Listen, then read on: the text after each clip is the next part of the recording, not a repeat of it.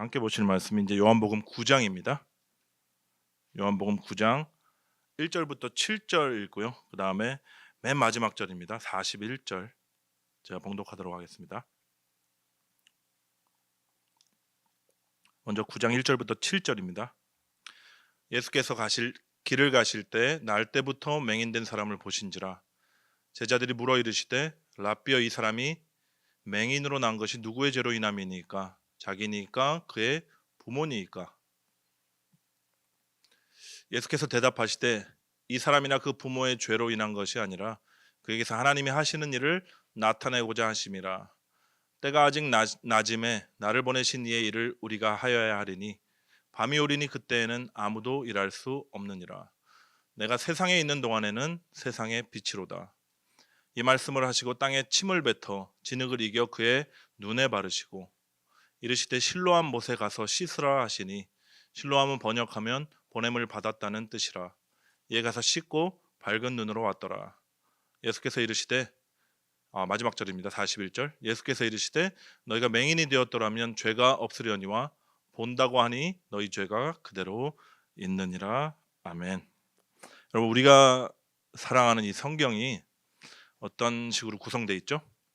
구약이 39권이고요. 신약이 27권, 그래서 전체 66권입니다. 또 각 책이 이렇게 장과 절로 이렇게 나눠져 있습니다. 물론 이런 구조들이 저도 개인적으로 성령님의 그 경륜 안에서 이렇게 나누어졌다 이렇게 믿고 있긴 하지만, 어쨌든 역사적으로 보면 이 4세기에 바티칸 사본 때부터 장이 나눠졌다 그래요. 따라서 우리가 성경을 읽을 때는요, 각 장을 이렇게 따로 떼서 이해하기보다는 다 연결해서 모아야 그 의미를 잘 알 수가 있습니다. 그래서 오늘 본문 9장이죠. 8장과 연결되어 있습니다. 그래서 8장과 연결해서 보셔야 그 의미를 확실히 알 수 있어요. 여러분, 8장 어떤 내용이었죠? 항상 구조가 비슷합니다. 이적이 나왔죠. 사건이 나왔습니다. 8장에서는 특별히 이적이라보다는 사건, 가늠하다가 현장에서 잡힌 여인 예수님께서 용서해 주시는 그런 사건, 그리고 바리새인과의 논쟁이 있었죠. 그 다음에 예수님께서 아주 중요한 말씀, 깊은 의미가 담긴 진리를 선포하십니다. 이 두 가지 얘기하시죠. 나는 세상의 빛이다. 나를 따라오너라. 이 말씀이랑요. 진리를 알지니 진리가 너희를 자유케 할 것이다. 이 두 가지 말씀을 하셨습니다. 예. 생각해 보세요. 예수님께서 빛과 어둠을 대비시키시면서 너희는, 모든 인간은 다 어둠이다. 그리고 이 어둠을 밝히기 위해서 세상의 빛으로 온 자가 바로 나다. 이렇게 얘기하셨고요. 또 완전한 자유자 예수님이시죠. 완전한 자유자 주님께서 죄의 종된 우리를 자유케 하시기 위해서 이 땅에 오셨다. 이렇게 선포하셨습니다. 잘 보십시오. 하나님을 떠난 우리 인간의 실존이 뭐라고요? 첫 번째는 어둠이라고 그러셨고요. 두 번째는 죄의 종이다 그러셨어요. 근데 오늘 본문에 이런 존재 자체를 아주 적나라하게 보여주는 한 사람이 바로 등장합니다. 날 때부터 맹인된 사람. 여러분, 맹인이 누구죠? 그냥 어둠 속에 살 수밖에 없는 사람입니다. 그냥 존재 자체가 어두움인 사람이 맹인이에요. 근데 이 날 때부터라는 이 수식어가 굉장히 많은 의미를 담고 있는데요. 중요한 의미입니다. 이 어둠의 존재로 이 땅에 살 수밖에 없는 것이 자신의 선택이나 어떤 노력 여하에 상관이 없다, 이런 의미를 담고 있어요. 생각해 보세요. 나는 금수저를 물고 태어날 거야. 뭐 이렇게 본인이 아무리 원한다고 금수저 물려주고 태어나는 일은 없습니다. 따라서 날 때부터라는 이 성경 구절은요, 요한복음 8장에 나오는 죄의 종이다 할 때 이 종이라는 단어랑 아주 일맥상통합니다. 종이 누구죠? 자기의 선택에 따라서 자기가 살 수 있는 자가 아니라 주인에게 끌려다니는 자가 종입니다. 그럼 죄의 종하면 주인이 누구란 얘기죠? 죄란 얘기예요. 죄. 그리고 예수님이 더 설명을 하시는데, 죄를 통해 모든 인생들을 묶고 있는 이 사단과 마귀가 너희들의 주인이다, 이런 얘기를 하셨습니다. 여러분, 이게 우리가 가진 가장 큰 착각 중에 하나예요. 우리는 우리에게 어떤 선택을 할 수 있는 능력이 있다고 생각합니다.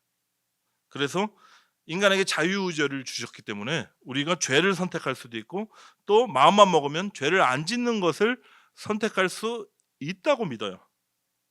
그래서 내가 좀 더 열심히 기도하고 열심히 말씀 보고 좀 노력해서 거룩해지면 또 내가 죄를 안 짓고 살 수 있는 선택을 할 수 있고 내가 그 거룩에 이를 수 있다, 이렇게 착각하는 겁니다. 여러분, 이게 진짜 착각이에요. 우리의 노력과 선택으로 우리가 거룩해질 수 있고 그렇게 올라설 수 있다면 예수님이 이 땅에 오실 필요가 없었습니다. 여러분 어떠세요? 죄를 너무 짓고 싶어서 지으세요? 뭐 쾌락을 즐기고 예?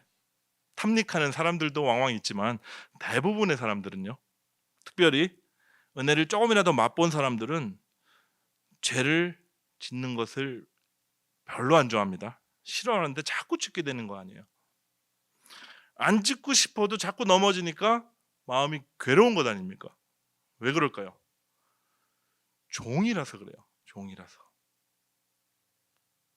우리를 단번에 해방시켜 주셨지만 우리에게 여전히 종의 관성이 남아 있고요. 아직도 하나님의 세계 안에서 완전히 이루어진 그 진리가 내 삶 속에서 조금씩 경험되어지고 있지 단번에 이루어지지 않았기 때문입니다. 그래서 예수님께서 종들을 자유케 하시기 위해서 이 땅에 오셨고요.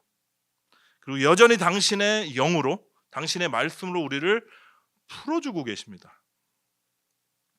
다시 본문으로 돌아가 볼게요. 예수님께서 길을 가셨죠. 그리고 날 때부터 맹인된 사람을 딱 보셨습니다. 바로 죄의 종 가운데, 흑암 가운데 있던 저와 여러분을 보셨다, 이렇게 생각하시면 됩니다. 제자들 역시 이 소경 봤죠. 그리고 뭐라 그러죠? 제자들과 예수님이 바라보는, 이 소경을 바라보는 시선이 완전히 틀립니다. 제자들이 이렇게 물어요. 주님, 이 사람이 맹인으로 난 것이 누구의 죄 때문입니까?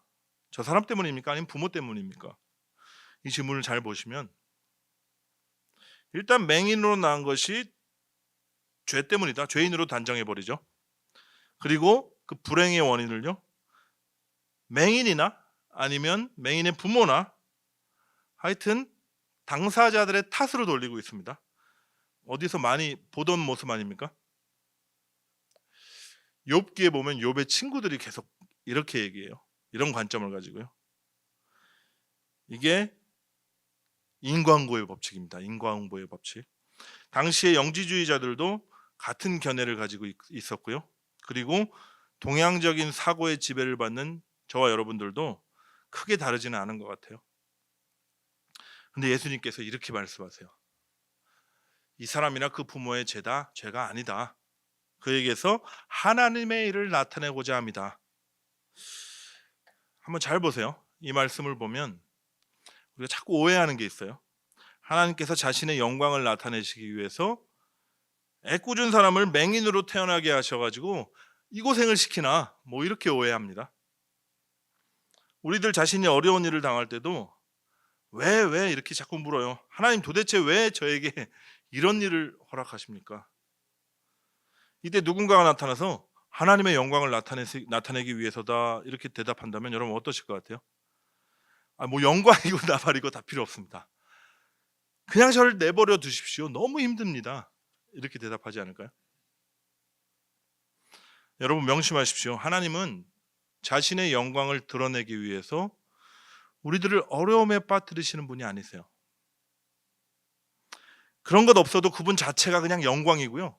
다른 것이 필요가 없으신 분이십니다. 그럼 예수님의 말씀은 무슨 의미일까요? 일단 제자들이 저 사람의 죄다 이렇게 얘기를 하고 있으니까 그거는 아니다, 이렇게 얘기는 하셨고요. 그렇지만 다른 이유는 말씀하지 않으세요. 대신에 이 사람이 맹인으로 태어나서 여전히 맹인으로 살고 있지만 이 사람에게 하나님께서 당신의 일을 나타내실 것이다, 이 얘기를 하시는 거예요. 이미 소경된 자에게 하나님의 뜻이, 계획이 있다, 이렇게 말씀하시는 겁니다. 여러분 갑작스럽게 암에 걸렸다고 생각해 보십시오. 암 환자들이 대부분 이런 질문을 많이 합니다. 왜 나에게 이런 암이 걸렸단 말입니까? 왜 나에게 하나님 이런 시련을 주십니까? 하고 많은 사람 중에 하필 왜 나입니까? 내가 먹는 것도 참 조심하고 또 바르게 살려고 그렇게 노력했는데 왜 그러십니까? 왜를 묻지만 솔직히 이유가 있겠죠. 유전적인 요인도 있고 뭐 식생활 습관도 있고 또 스트레스 요인도 있고 많을 겁니다. 근데 주님께서 이 왜라는 질문에 대답을 잘 안 해주세요. 아니, 안 해주십니다. 그리고 불행의 이유를 들추지를 않으십니다. 그저 암에 걸려 신음하는 사람에게 찾아오셔서 하나님의 일을 나타내세요. 그분은 우리가 당한 고난의 자리에 찾아오셔서요, 내가 너를 위해서 나의 일을 이루리라 이렇게 말씀하시는 하나님이십니다. 여러분 중에 지금 혹시 뭐 고난 가운데 계신 분이 계신가요? 예기치 못한, 우리가 계획했는데 계획대로 안 되고 그래서 큰 어려움에 빠져서 허우적대시는 분 계십니까? 왜 나에게 도대체 이런 일이 일어납니까? 도대체 제게 왜 이러시는 겁니까? 하는 탄식이 터져 나오시나요? 주님 대답을 하지 않으시고요, 대신 이런 일을 겪고 있는 우리에게 찾아오십니다. 그리고 하나님이 어떤 일을 행하실지 말씀해 주세요. 그리고 그 일을 행하십니다. 내가 반드시 하나님의 일을 나타내리라. 4절과 5절 보겠습니다. 때가 아직 나심에 나를 보내신 이의 일을 우리가 하여야 하리니 밤이 오리니 그때는 아무 일도 할 수 없으리라. 내가 세상에 있는 동안에는 세상의 빛이로다. 여러분, 낮이라고 나오는데 낮이 왜 낮이 될 수 있을까요? 뭐가 있어서죠? 빛이 있어서 낮이에요. 그래서 빛 대신 그리스도가 우리와 함께 있으면 낮입니다. 낮. 밤은 뭐죠? 그리스도가 없는 상태가 밤이에요. 우리 마음속에 늘 그리스도가 있고 그 그리스도가 우리를 비추시면 우리는 낮에 있는 겁니다. 그리고 낮에는 예수님 말씀처럼 그리스도께서 친히 하나님의 일을 하십니다. 무슨 일을 하셨는지 한번 보실까요? 6절과 7절 보면 이 말씀을 하시고 땅에 침을 뱉어 진흙을 이겨 그의 눈에 바르시고 이르시되 실로암 못에 가서 씻으라 하시니 이에 가서 씻고 밝은 눈으로 왔더라. 먼저 뭐 하셨죠? 땅에 침을 뱉으셨어요. 땅에 침을 탁 뱉으시고 침과 흙을 섞어서 진흙을 이겨서 만드셨습니다. 그 이긴 진흙을 맹인의 눈에 바르셨어요. 뭐 지저분하게 느껴지시나요? 예수님이 보통 다른 병자들을 고치실 때 어떻게 고치셨죠? 내 침상을 들고 일어나 가라, 뭐 이런 식으로 말씀하셨습니다. 근데 맹인을 고치실 때는 아주 침도 뱉고 그 침이랑 막 흙을 이기고 막 눈에 바르시고 아주 독특한 방식을 사용하세요. 깨끗하고 순결하신 분이신데 뭐 이렇게 더러운 방식을 사용하시나 이렇게 느껴지실 수도 있는데, 어쨌든 평소에 안 하시던 행동을 한다는 것은 이 행동 자체에 이 치료 방식에 어떤 중요한 의미를 담고 있다, 이런 것을 우리가 충분히 유추해 볼 수 있습니다. 여러분, 흙이 뭐죠? 흙이 인간의 재료예요. 인간을 만드신 재료가 흙입니다. 그 재료에 창조주 하나님이 숨을 불어넣으시니까 생명이 되었다. 창세기에 이렇게 나와 있죠. 예수님께서는 이 인간의 재료에 당신의 침을 집어넣으신 거예요. 그리고 진흙을 빚고 계신 겁니다. 여러분, 무엇이 연상되시죠? 성부 하나님께서 흙으로 인간을 빚으시는 그 장면이 연상되시지 않으십니까?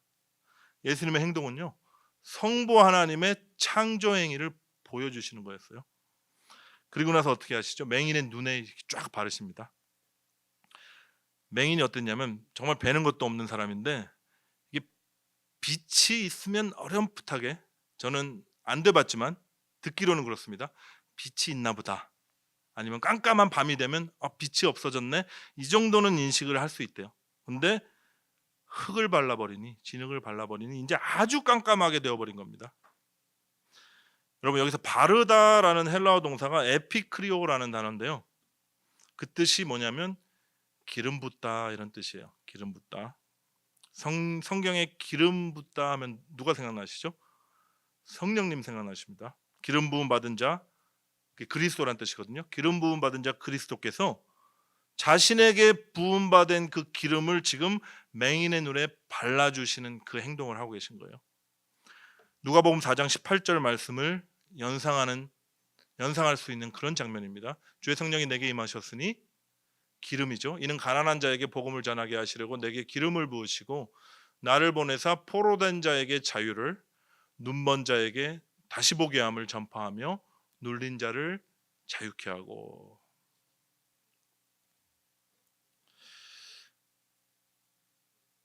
눈먼 자에게 다시 보게 함을 전파한다. 예수님 친히 말씀하셨어요. 그리고 나서 뭘 하시죠? 실로암 못에 가서 씻으라 드디어 말씀하세요. 날 때부터 맹인된 사람이죠. 아무런 선택할 수도 없이 그냥 철저히 어둠 가운데 갇혀 사는 그 사람에게 말씀이 육신이 되어 오신 예수 그리스도의 그 생명의 말씀, 그 입에서 나온 말씀이 이제 임하는 장면입니다. 본문 7절에 보면 요한이 의도적으로 이 실로암이 무슨 뜻이다 이렇게 기록하고 있죠. 실로암은 번역하면 보냄을 받았다라는 뜻이다. 여러분, 하나님 아버지로부터 보냄 받은 자가 누구입니까?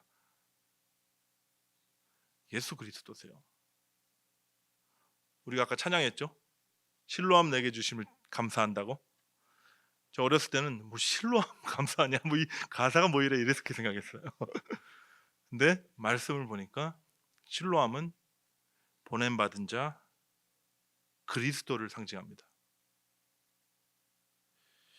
가시와 엉겅퀴밖에 없는 이 척박하고 메마른 땅에 생수의 강을 내시기 위해서 오신 분, 보냄 받으신 그리스도이십니다. 실로암 못에 가서 씻어라. 이 말씀은 무슨 의미냐면 말씀에 인도하심을 받아서 따라서 그리스도에게 가서 씻으라 이렇게 얘기하시는 거예요. 여러분, 예수님의 이 다소 지저분해 보이던 이 상징적인 행위의 의미가 좀 이해가 되시나요? 성부 하나님의 창조 사역을요, 성령 하나님의 기름 부으심으로 성자 하나님께서 지금 행하고 계신 것이에요. 놀라운 재창조를 보여주고 계신 겁니다. 삼위일체 하나님 입장에서 보면요, 지금 완전한 재창조의 사역을 하고 계신 거예요. 그런데 맹인의 입장에서는요, 맹인이 어떻게 느꼈을 것 같으세요? 가뜩이나 안 보이는 상황인데 더 깜깜해진 겁니다. 갑자기 어떤 사람의 인기척이 느껴지더니 뭔가 막 진흙을 빚는 소리가 나더니 갑자기 눈에 철퍼덕하고 바르는데 이제는 장님이 아니라 완전 장님 할아버지가 된 거예요. 두렵지 않았을까요? 어쩌면 순간적인 절망이 찾아들었을 수도 있습니다. 근데 완전히 깜깜해져서 희망도 없는 그 자리에 말씀이 임하시는 거예요. 그리스도의 보혈로 씻으라, 이런 말씀이 임한 겁니다. 희미한 빛의 유무도 이제 감지할 수 없는 철저한 어둠 가운데 처하니까 영적인 감각이 살아나는 겁니다. 육신의 눈이 완전히 감겨버리자 오히려 죽어있던 영적인 감각이 살아나서 하나님의 말씀을 듣게 된 거예요. 우리는 이런 생각도 많이 하고 얘기도 많이 들었습니다. 이 소경이 예수님의 말씀에 순종해서 가서 씻으라 해서 그 말씀에 순종해서 가서 씻어서 구원받고 눈이 열렸다. 그래서 우리도 순종하자. 여러분, 이렇게 쉽게 생각하지만 한번 보세요. 아무것도 보이지 않게 됐어요. 어떻게 실로암 못에 가서 스스로 씻을 수 있었겠습니까? 불능이에요. 불가능입니다. 근데 말씀이 임했죠. 그리고 겸손히 그 말씀을 듣게 되었습니다. 그러면 그 말씀이 그를 이끌어가는 거예요. 여러분, 순종이라는 단어가 휘파코스라는 단어입니다. 휘파코스. 휘포라는 단어랑 아쿠어라는 단어의 이제 합성어인데요. 휘포가 뭐냐면 아래, 이런 뜻이고요. 아래. 그리고 아쿠어가 듣다라는 뜻입니다. 순종은 그리스도 발 아래서 겸손히 그분의 말씀을 듣는 게 순종이에요. 우리의 결단과 노력으로 그 말씀을 이루어내는 것이 순종이 아니라요, 겸손하게 주님 발 아래서 그분의 말씀을 경청하고 받는 게 순종입니다. 그러면 어떻게 되는지 아세요? 말씀이 여러분을 이끌어 가세요. 그리고 말씀이 뭐죠? 약속이거든요. 그 약속을 성취해 나가십니다. 여러분, 성부, 성자, 성령 하나님, 삼위 하나님께서 날 때부터 맹인된 자 같은 저와 여러분을 찾아오셔서 재창조를 이루시는 거예요. 우리를 다시 다른 말로 하면 거듭나게 하십니다. 근데 그 과정에서는요, 가장 어두운 시간을 지나게 돼요. 희미하던 것들까지도 완전히 차단돼서 내 안에 남아있던 마지막 자존심과 마지막 가능성마저 다 차단시켜버리는 그때 비로소 영의 눈이 열린다니까요. 여러분, 지금 뭐 깜깜하다고 느껴지시는 분 계십니까? 미래가 불확실하고 깜깜하고 삼위 하나님께서 이 일을 행하고 계신 거예요. 재창조 사역을 계속해서 이루어가고 계신 것입니다. 착한 일을 시작하신 그분께서 반드시 하나님의 때에 여러분의 영의 눈을 열어서 찬란한 빛을 보게 하여 주실 것을 여러분 믿으십시오. 세상의 빛 대신 그리스도를 참으로 보게 해 주실 거예요. 그런즉 누구든지 그리스도 안에 있으면 새로운 피조물이라, 보라 이전 것은 지나갔으니 보라 새 것이 되었도다 말씀하셨습니다. 근데 여러분, 흥미로운 사실이 있어요. 오늘 본문에 보면 삼위 하나님이 놀라운 재창조 사역을 이루셨죠. 그 이후에 눈이 열렸습니다. 근데 맹인이 단번에 뒤집어지지가 않아요. 주님께 찾아와서 예수님은 나의 하나님, 나의 주님이십니다, 이런 고백을 하는 장면이 없습니다. 본문 11절에 보니까 자신에게 네가 어떻게 눈 떴냐 묻는 유대인들에게 예수로 하는 그 사람이 고쳐주었습니다, 이렇게 대답합니다. 예수님 어떻게 부르죠? 그 사람이라고 불러요. 그 사람.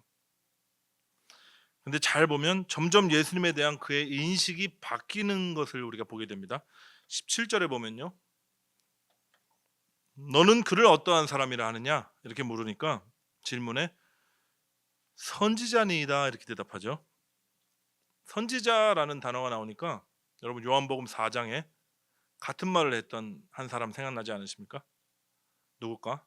힌트는 성별이 여자고 주민등록 주소가 사마리아입니다. 사마리아. 누구죠? 사마리아 여인. 요한복음 4장 19절에 보면 사마리아 여인이 예수님께 이렇게 얘기합니다. 주여, 내가 보니 선지자로서이다.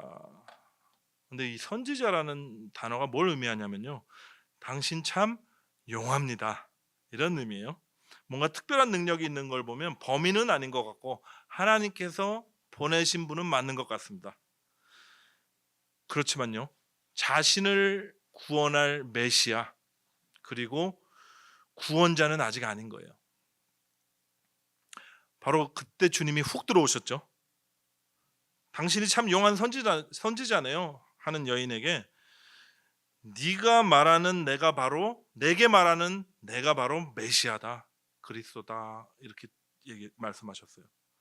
그리고 이 주님의 말씀이 임하자 이 여인이 자리를 박차고 일어나서 온 동네방네 다니면서 이렇게 소리 지릅니다. 내가 메시아를 만났다. 내게 말씀하던 이 사람이 그리스도가 아니냐, 와서 보라.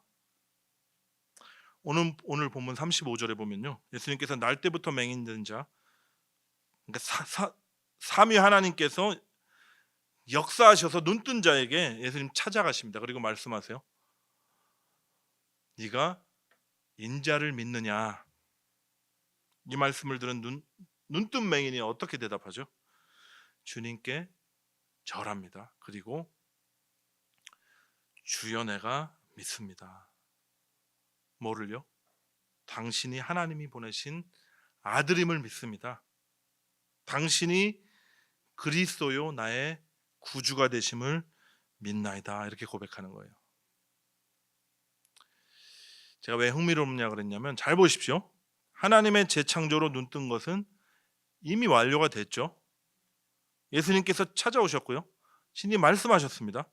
그리스도의 말씀이 임했고 그 말씀이 성령의 기름 부으심 가운데서 믿겨져서 죽은 자가 살아났고 눈이 떠졌고 완벽한 재창조가 완성되었어요. 근데 이것이 하나님의 세계 안에서 이루어진 일입니다. 근데 이 놀라운 재창조가요, 믿음으로 나에게 고백되어지는 것은 나중에 일어나죠. 나중에 일어납니다. 하나님의 때에 일어나요. 하나님의 세계 안에서 이미 완성된 그 역사가 나에게 경험되어지고 고백되어지는 것은 나중에 하나님의 때에 일어나게 되는 거예요. 카이로스죠. 가장 완벽한 타이밍에 이 회심의 일을 경험하게 되는 겁니다. 여러분 중에 아직 예수님은 나의 구주이십니다, 나의 주님이십니다, 이런 고백이 나오지 않은 분이 여기 앉아 계신 거 제가 알아요. 근데 말씀을 준비하면서 저에게 그런 생각이 들었습니다. 하나님께서 여러분을 교회로 불러주셨죠. 그리고 친히 이 교회 안에서 말씀을 듣게 하셨습니다. 말씀으로 임하셨어요. 그 말씀이 때로는 여러분에게 담담하게, 때로는 졸리게, 때로는 어떤 감동으로 심겨졌을 겁니다. 맞으시죠? 근데 제가 확신하는 것은 하나님의 때가 있어요. 하나님의 때에 반드시 하나님 안에서 이미 이루어진 이 재창조의 역사가요, 여러분에게 믿겨지고 또 고백되어지게 될 것입니다. 두고 보십시오. 말씀을 준비하면서 저한테 믿음이 왔어요. 예. 그리고 제 경험상 이렇게 믿음이 오면 어느 때인지는 제가 몰라요.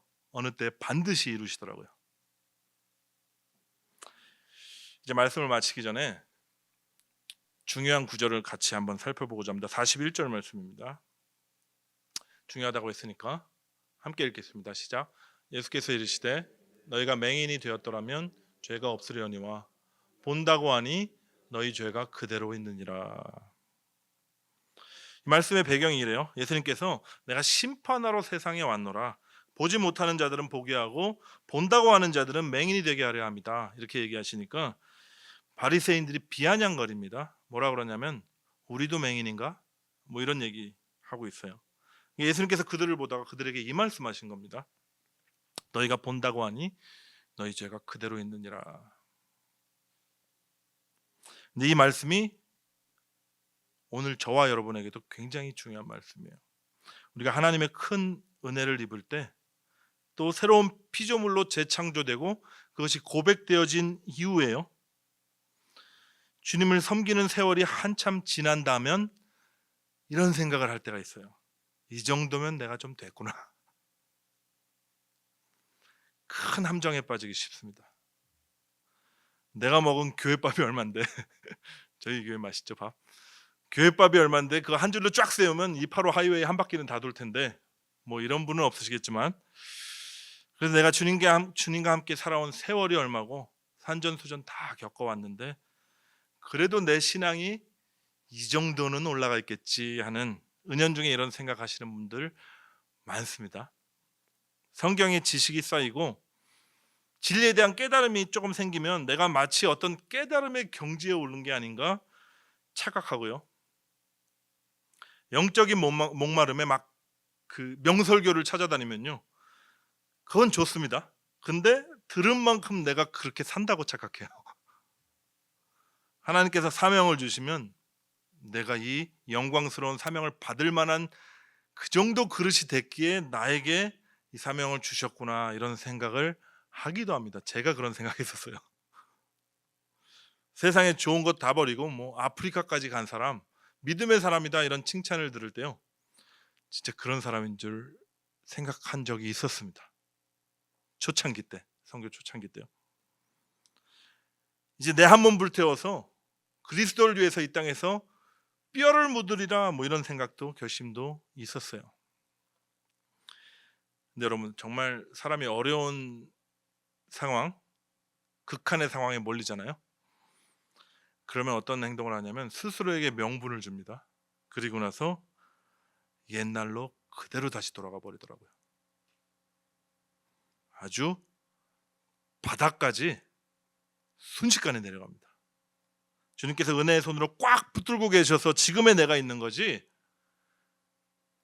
제가 막 발버둥 쳐서 이 손이 약간 느슨해지잖아요. 그러면 추악한 죄인의 모습으로 바로 돌아갑니다. 저는 분명히 경험했어요. 단기적이지도 않습니다. 순식간에 그렇게 돼요. 사도 바울이 이렇게 고백하죠. 나는 죄인 중에 괴수다. 이게 한참 예수님을 핍박하다가 회심한 다음에 하는 고백이 아니에요. 이게 예수님을 위해서 온 삶을 다 드리고 전도 여행 다 마치고 로마 옥에 갇혔다가 풀려났을 때 한 고백입니다. 자신의 부끄러운 과거를 회상하면서 회개한 것도 아니에요. 자기의 겸손을 증명하기 위해서 이 고백을 하는 것도 아닙니다. 무슨 의미일까요? 정말 자기 자신이 죄인 중에 괴수라는 것을 뼈저리게 느끼고 있는 거예요. 바울 자신이 자신에 대한 자의식이 이렇게 탄식처럼 터져나오고 있는 겁니다. 바울이 고린도 교회 성도들에게 경고하죠. 그런즉 선줄로 생각하는 자는 넘어질까 조심하라. 여러분, 이 말씀을 명심하세요. 그런 의미에서 같이 한번 봉독하도록 하겠습니다. 시작. 그런즉 선줄로 생각하는 자는 넘어질까 조심하라. 하나님의 손에 붙들려서 불꽃처럼 살다가 엄청난 사역을 이루다가 넘어지는 수많은 믿음의 선조들을 봤어요. 근데 바울은 그러지 않았습니다.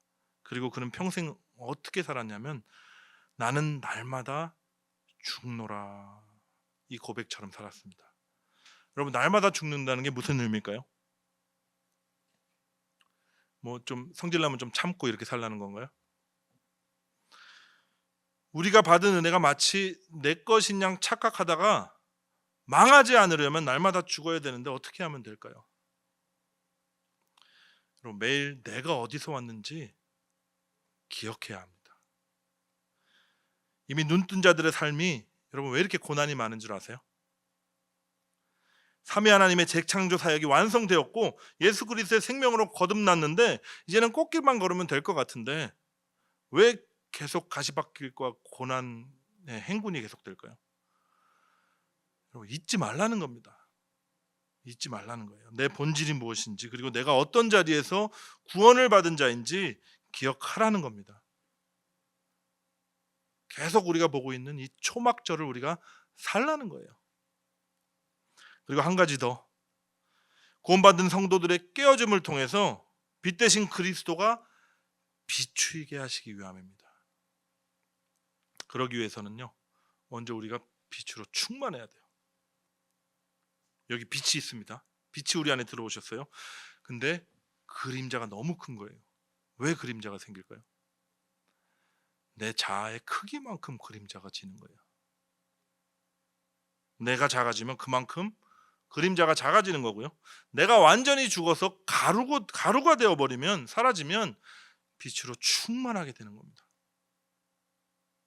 그리고 내가 구겨지고 부서지면 내 안에 계신 그 빛이요, 내 주변에 비추기 시작해요. 내가 완전히 사라져버리면 그 빛의 충만함이 이 세상을 비추게 됩니다.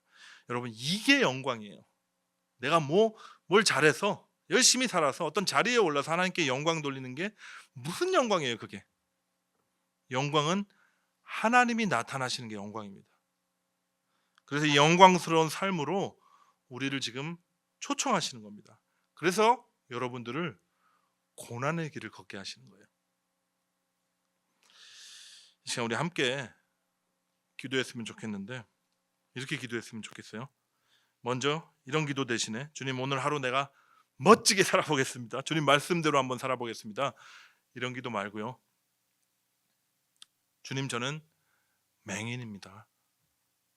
주님의 은혜가 없으면 아무것도 아닌 자입니다. 오늘도 나를 불쌍히 여겨 주옵소서. 이렇게 날마다 이렇게 고백하십시오. 그리고 구하세요. 주님, 주님의 빛으로 나를 충만케 하여 주옵소서.